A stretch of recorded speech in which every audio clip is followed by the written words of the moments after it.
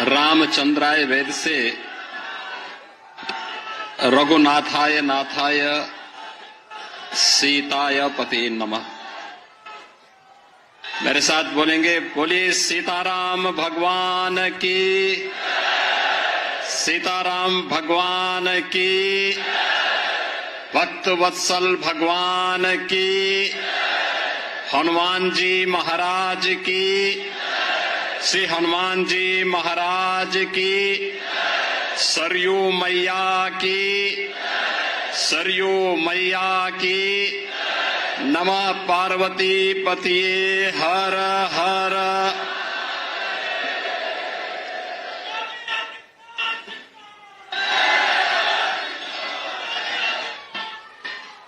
प्रतिष्ठा द्वादशी के आज के इस पावन आयोजन में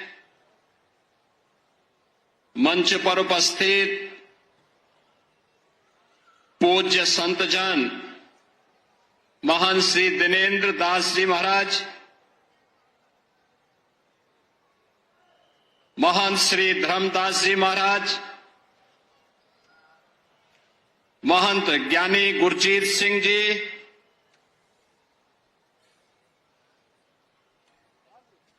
श्री राम जन्मभूमि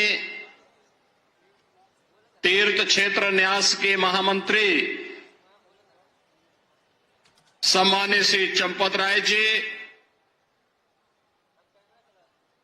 विश्व हिंदू परिषद के हमारे केंद्रीय पदाधिकारी माननीय श्री दिनेश जी,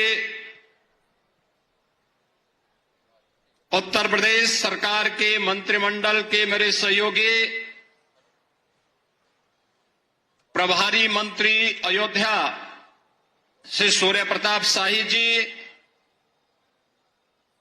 जल शक्ति मंत्री श्री स्वतंत्र देव सिंह जी, महापौर महंत गिरीशपति त्रिपाठी जी, जिला पंचायत अध्यक्ष श्रीमती रोली सिंह जी, माननीय विधायकगण श्री वेद प्रकाश गुप्ता जी, रामचंद्र यादव जी, अमित सिंह चौहान जी, अभय सिंह जी, उत्तर प्रदेश सरकार के सलाहकार श्री अवनीश अवस्थी जी, श्री राम जन्मभूमि तीर्थ क्षेत्र के सदस्य श्री अनिल मिश्र जी, गोपाल जी, तीर्थ क्षेत्र ट्रस्ट से जुड़े हुए सभी पदाधिकारीगण और भारी संख्या में प्रतिष्ठा द्वादशी के शुभ आयोजन के साक्षी बन रहे देश के कोने कोने से आए हुए सभी पूज्य संतजन, भक्तजन और उपस्थित बहन और भाइयों, मैं सबसे पहले आपको, पूरे प्रदेशवासियों को, पूरे देशवासियों को और हर राम भक्त को प्रतिष्ठा द्वादशी की हृदय से बधाई देता हूं।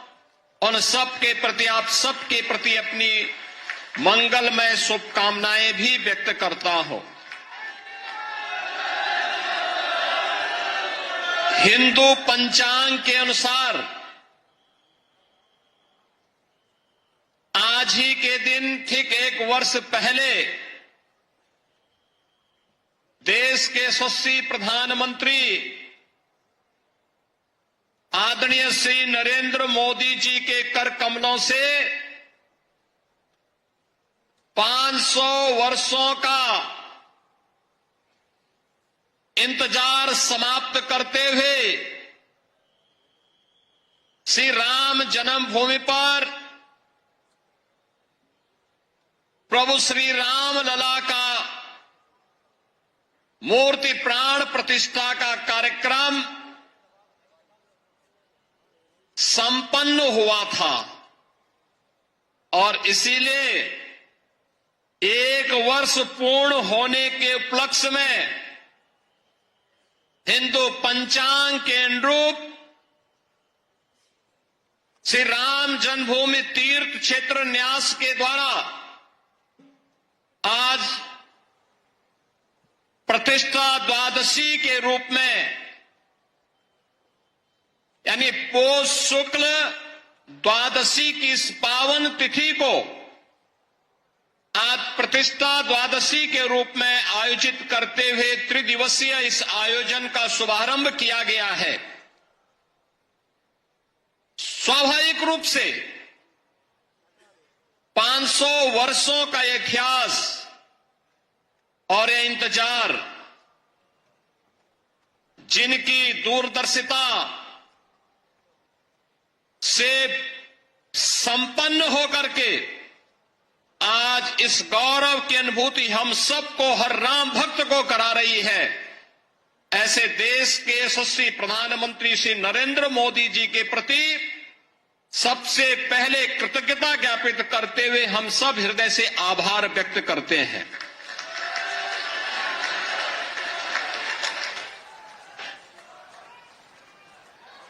बहनों और भाइयों, इस अवसर पर श्री राम जन्मभूमि के लिए चले एक लंबे आंदोलन को जो संविधान के दायरे में रह करके लोकतांत्रिक तरीके से जिस आंदोलन को एक मंच पर सजोने का काम राष्ट्रीय स्वयंसेवक संघ के मार्गदर्शन और नेतृत्व में सरदेय अशोक सिंघल जी ने आगे बढ़ाने का कार्य किया था, आज उनकी स्मृतियों को भी नमन करते हुए उन्हें मैं विनम्र श्रद्धांजलि अर्पित करता हूं। बहनों और भाइयों, यहां पर जो बात अभी माननीय चंपत जी कह रहे थे, 22 दिसंबर 1949 रामलला का अपनी जन्मभूमि में प्रकटीकरण होना, जो इस पूरी लड़ाई की पृष्ठभूमि को आगे बढ़ाता हुआ आज इन स्थितियों में पहुंचा कि हम 1 वर्ष की प्राण प्रतिष्ठा के कार्यकाल के उपरांत आज यहां पर एकत्र होकर के इस मंगल गान के साथ अभिभूत होकर के गौरव की अनुभूति कर रहे हैं। लेकिन इसके उपरांत भी अनेक ऐसी तिथियां आई जिन्होंने हर भारतवासी के सामने अग्नि परीक्षा के इस दौर से उसे ले जाते हुए न्याय संगत तरीके से मर्यादा के अनुसार धैर्य की अपनी अग्नि परीक्षा देते हुए हर भारतवासी गुजरा। लेकिन ध्येय सबका एक ही था, अयोध्या में श्री राम जन्मभूमि पर प्रभु रामलला का विराजमान हो, हर हाल में विराजमान हो।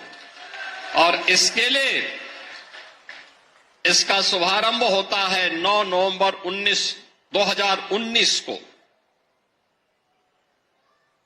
जब भारत की न्यायपालिका ने संवैधानिक तरीके से सर्वसम्मत से यह निर्णय सुनाया कि अयोध्या में जहां पर विवादित ढांचा था वह राम जन्मभूमि है और वहां पर एक ट्रस्ट गठित करते हुए प्रभु श्री रामलला के भव्य मंदिर के निर्माण का मार्ग प्रशस्त होना ही चाहिए। बहनों और भाइयों, यह कार्य संपन्न होने के उपरांत 5 अगस्त 2020 को इसी अयोध्या धाम में आकर के देश के यशस्वी प्रधानमंत्री श्री नरेंद्र मोदी जी ने आकर के प्रभु श्री रामलला के भव्य मंदिर के कार्यक्रम का शुभारंभ किया और उसके उपरांत 22 जनवरी 2024 अगर हिंदू पंचांग के अनुसार हम देखें तो पौष शुक्ल द्वादशी के दिन, आज ही के दिन, आदरणीय प्रधानमंत्री जी ने देश भर से आए हुए हर तबके के नेतृत्व वर्ग की उपस्थिति में पूज्य संतों के सानिध्य में 500 वर्षों का इंतजार समाप्त करते हुए रामलला को उनकी जन्मभूमि में प्रतिष्ठित कराने का काम किया था। रामलला का प्राण प्रतिष्ठा का एक कार्यक्रम संपन्न होने के उपरांत लाखों की संख्या में श्रद्धालु जन अयोध्या धाम में पधार रहे हैं। एवरेज अयोध्या का प्रतिदिन अयोध्या में 1.5 से 2 लाख श्रद्धालुओं का आगमन अयोध्या धाम में हो रहा है। 1 से 1.5 लाख राम जन्मभूमि में दर्शन कर पाते हैं। बहुत सारे लोग अन्य धामों में दर्शन करते हुए कुछ इंतजार करते हैं, कुछ जाते हैं, फिर अन्य कार्यक्रमों के बाद फिर आयोजन में भागीदार बनते हैं। आज अयोध्या जिस रूप में हम सबके सामने है, आपने देखा होगा, यह अवसर हम सबके लिए किस रूप में आया। किसी ने सोचा था अयोध्या के बारे में? कोई सोचता था 1 वर्ष पहले, 5 वर्ष पहले, 10 वर्ष पहले कोई सोचता था कि हमारा अयोध्या दी इस रूप में इसका अधिकारी है, इसको यह अधिकार प्राप्त होना चाहिए। 2014 के पहले, 2017 के पहले इस अयोध्या में बिजली भी नहीं मिलती थी। 3 से 4 घंटे बामुश्किल बिजली। स्वच्छता की कोई कहीं अता पता नहीं था। राम जी की पेड़ी में वहीं पर सरयू जी का जल सड़ता रहता था। हजारों वर्ष पहले लंका पर विजय प्राप्त करने के उपरांत भगवान श्री राम पुष्पक विमान से अयोध्या धाम पधारे थे और हजारों वर्षों के बाद भी विज्ञान जब इतना प्रगति कर चुका है, तब भी अयोध्या में कोई एयरपोर्ट नहीं था जहां पर कोई फ्लाइट लैंड कर सके। लेकिन आज अयोध्या के पास अपना इंटरनेशनल एयरपोर्ट है। अयोध्या की सड़कें त्रेता युग का स्मरण करा रही है। 4 लेन, 6 लेन की सड़कें, सरयू मैया के घाट पूरे देश को अपनी ओर आकर्षित करते हैं। राम जी की पेड़ी, अब सरयू जी का जल वहीं पे सड़ता नहीं है, बल्कि एक ओर से आता है, दूसरी ओर से वापस सरयू मैया में लौट करके श्रद्धालुओं को पुण्य का लाभ प्रदान कर रहा है। आज तो आप कहीं भी जाएंगे अयोध्या में, अयोध्या होने का एहसास कराता है। आज हमारी अयोध्या देश की पहली सोलर सिटी बन चुकी है।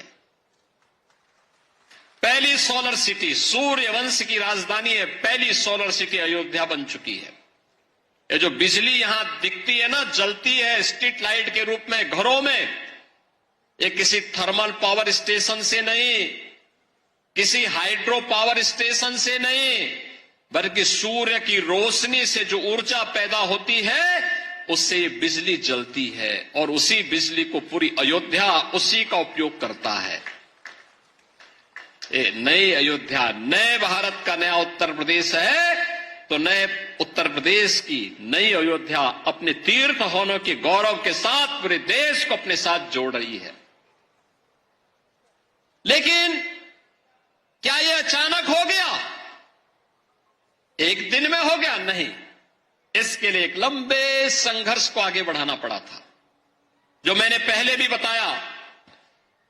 दर्जनों पीढ़ियां चली गई, एक ही कामना थी और वह थी अयोध्या में हम अपने प्रभु रामलला को विराजमान होता हुआ देख सके। सबकी एक ही तमन्ना थी, अधूरी कामना के साथ पूज्य संतों का, भक्तों का चला जाना, लेकिन संकल्प उनका इतना दृढ़ था कि उस संकल्प को पूरा करने के लिए हम सब सौभाग्यशाली हैं कि इन तिथियों को अपने इन भौतिक चक्षुओं से देखने का सौभाग्य हम सबको प्राप्त हुआ है। बहनों और भाइयों, रामकाज के इन सभी कार्यों के लिए त्याग और तपस्या पूज्य संतों की थी, राम भक्तों की थी, और उन अनगिनत राम भक्तों, कार सेवकों, पूज्य संतों, उन सब के हम सचमुच ऋणी हैं, जिनके कारण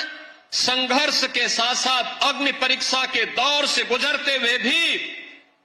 वे अपने मार्ग से कभी विचलित नहीं हुए। और राम जन्मभूमि देश का एक ऐसा आंदोलन है, 500 वर्षों में, अगर आप 500 वर्षों में 1528 से लेकर के 6 दिसंबर 1992 तक के इतिहास को उठा करके देखेंगे तो हर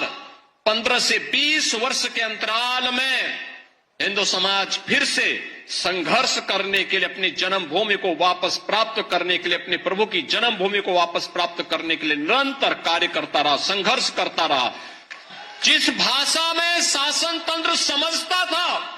उस भाषा में उन्हें समझाने के लिए वह कार्य कर रहा था। और अंततः यह अवसर आया जब पूज्य संतों के सानिध्य में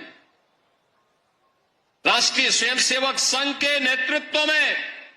सरदेव अशोक सिंघल जी जैसे युग दृष्टा नेतृत्व इस आंदोलन के साथ जुड़ता है,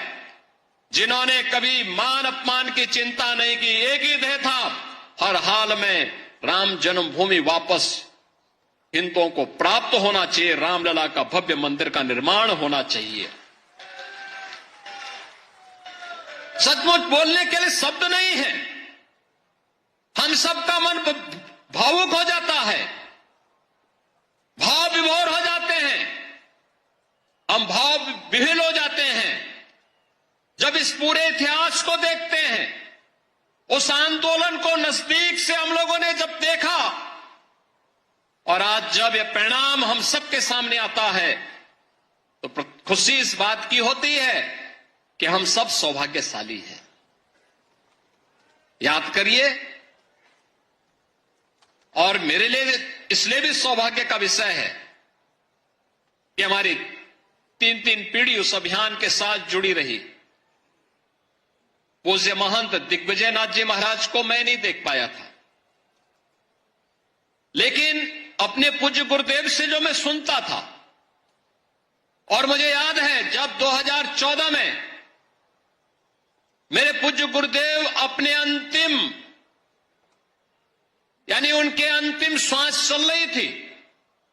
संजोग ऐसा था कि सरदेव अशोक सिंघल जी उस समय उनको देखने के लिए हॉस्पिटल में आए और अंतिम बातचीत भी उनकी सरदेव अशोक जी के साथ ही। काफी देर तक वह देख रहे थे, अशोक जी की तरफ देख रहे थे, और अंत में एक ही बात उन्होंने कही। मैं देख रहा था उस दौरान वो कई दिनों से किसी से बोल नहीं रहे थे। अशोक जी को भी काफी देर तक, लगभग 1 घंटे तक वह देखते रहे, एक टकटकी लगाओ निगाहों से देखते रहे, और अंत में उन्होंने अशोक जी को सामने बुलाया, कहा क्या राम जन्मभूमि का मंदिर बन जाएगा ना? तो अशोक जी ने कहा जरूर बनेगा, आप एक बार थोड़ा स्वस्थ होइए, जरूर बनेगा, जरूर बनेगा। और यही आश्वस्त के बाद कुछ ही दिन के बाद उन्होंने अपनी भौतिक देह का विश्राम कर दिया था। बहनों और भाइयों, बाबा अभिराम दास जी हों, पूज्य परमहंस रामचंद्र दास जी महाराज रहे हो, शंकराचार्य की परंपरा रही हो, रामानंदाचार्य की परंपरा रही हो, रामानुजाचार्यों की परंपरा रही हो, पूज्य संतों की एक अविरल परंपरा रही हो, या फिर राष्ट्रीय स्वयंसेवक संघ से जुड़े हुए यशस्वी नेतृत्व का ये पूरा अनवरत सिलसिला चलता रहा, लगातार चलता रहा। और आज हम सब यहां पर इस बात का एहसास कर रहे हैं कि राम जन्मभूमि के लिए जो ये आंदोलन चला था, आज वो एक सार्थक लक्ष्य की ओर आगे बढ़ते हुए किस रूप में जा रहा। जो भी अयोध्या आता है, कोई भी आता है, दुनिया के अंदर कोई भी आता है, वह व्यक्ति अभिभूत होकर के जाता है। जिसने 5 वर्ष पहले, 10 वर्ष पहले अयोध्या देखी होगी, आज जब अयोध्या आता तो उसको पहचानने में कठिनाई होती। कहता वाह, अयोध्या तो अब त्रेता युग का एहसास करा रही है। और हम कह सकते हैं अभी 1 साल 2 साल और देखें, जब ये पूरा परिसर, राम जन्मभूमि का पूरा परिसर अपने भव्य रूप में आएगा तो दुनिया का सुंदरतम नगर के रूप में, सबसे आध्यात्मिक, सबसे धार्मिक, पुरी के साथ साथ धाम के रूप में, दुनिया की सबसे वैभवशाली नगरी के रूप में हमारा अयोध्या धाम विकसित होने जा रहा है, उस ओर आगे बढ़ रहा है। श्री राम जन्मभूमि तीर्थ क्षेत्र न्यास ने पिछले 4 वर्ष के दौरान न दिन देखा, न रात देखा, न धूप देखी, न बरसात देखी, सबकी परवाह, किसी की भी परवाह किए बगैर केवल एक ध्येय के साथ कि रामलला की प्राण प्रतिष्ठा के कार्यक्रम के साथ जुड़ने के साथ ही मंदिर को भव्य स्वरूप देकर के कोटि कोटि राम भक्तों के अनुरूप यहां पर उस प्रकार की व्यवस्था देना, और उसके लिए न्यास निरंतर अहर्निश लग करके उसके लिए कार्य कर रहा है। बहनों और भाइयों, भक्तों की इच्छा के अनुरूप भले ही वहां पर सुविधाओं को आगे बढ़ाने का काम जिस मजबूती के साथ चल रहा है, पूरा परिसर एक बार भव्य रूप में आ जाएगा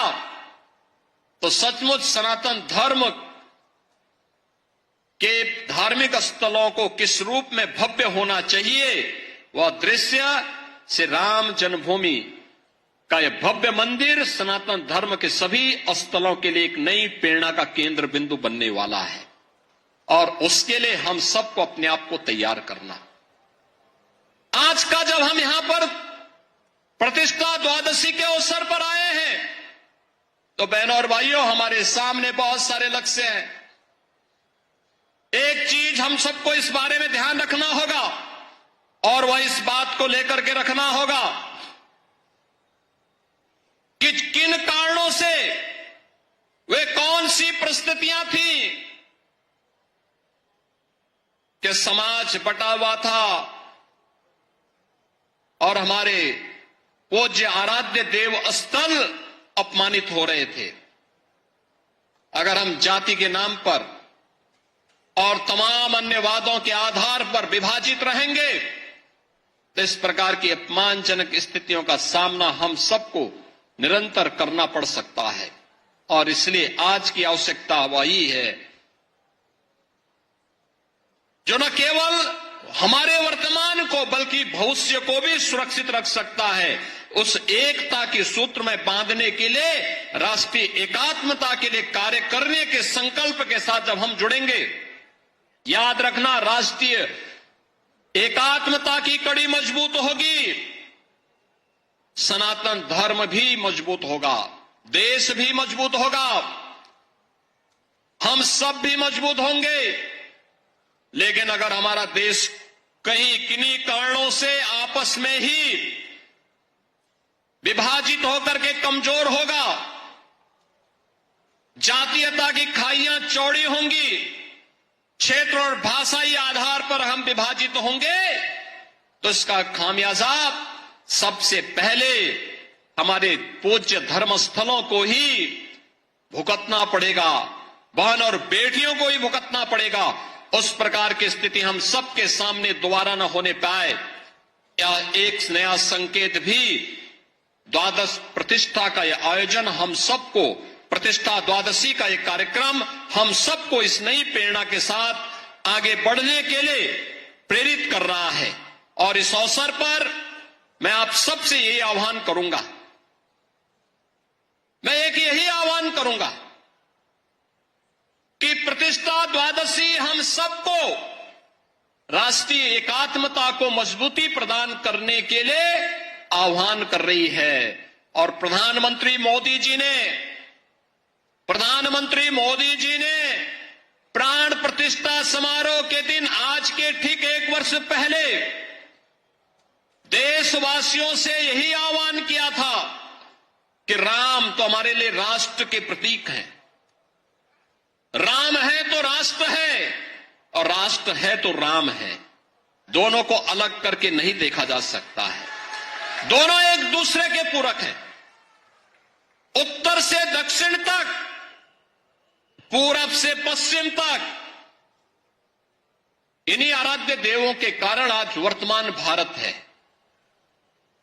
और इस नए भारत को आज जिस दिशा में प्रधानमंत्री मोदी जी के नेतृत्व में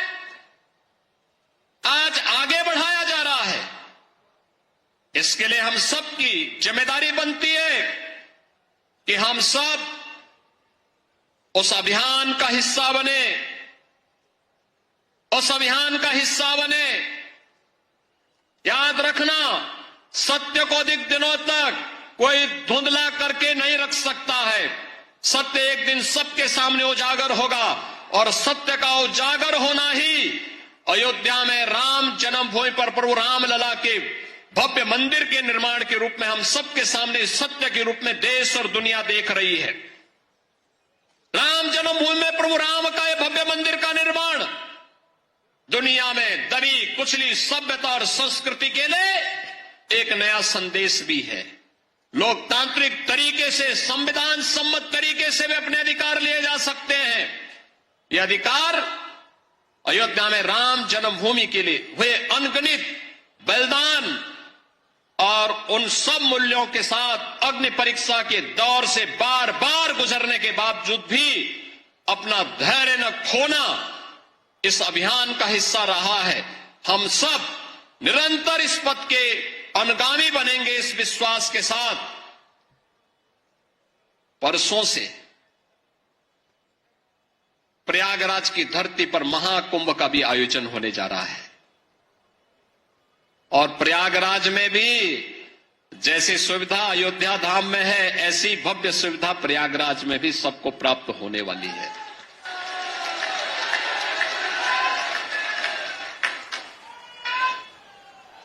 हम लोग कल ही वहां से आए हैं, पूरी व्यवस्था देख करके, अंतिम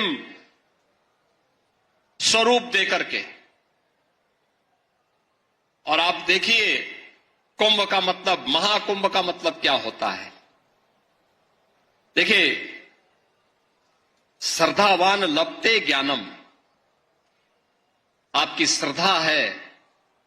तो बुद्धि, ईश्वरीय शक्तियां अपने आप दे देती हैं। और वही आज आपको वहां पर प्रयागराज में देखने को मिल रहा होगा। प्रयागराज में जिस रूप में एक बार फिर से महाकुंभ का आयोजन, जिस भव्यता के साथ, जिस दिव्यता के साथ, आस्था और आधुनिकता के संगम के रूप में प्रयागराज की धरती में देखने को मिल रहा है, मैं आप सबसे भी कहूंगा, एक बार जाकर के त्रिवेणी में जाकर के, अयोध्यावासी तो मां सरयू का यहां पे स्नान करते होंगे, यहां पे मां सरयू का आशीर्वाद से यह कृपा तो उन पर बनी रहती है।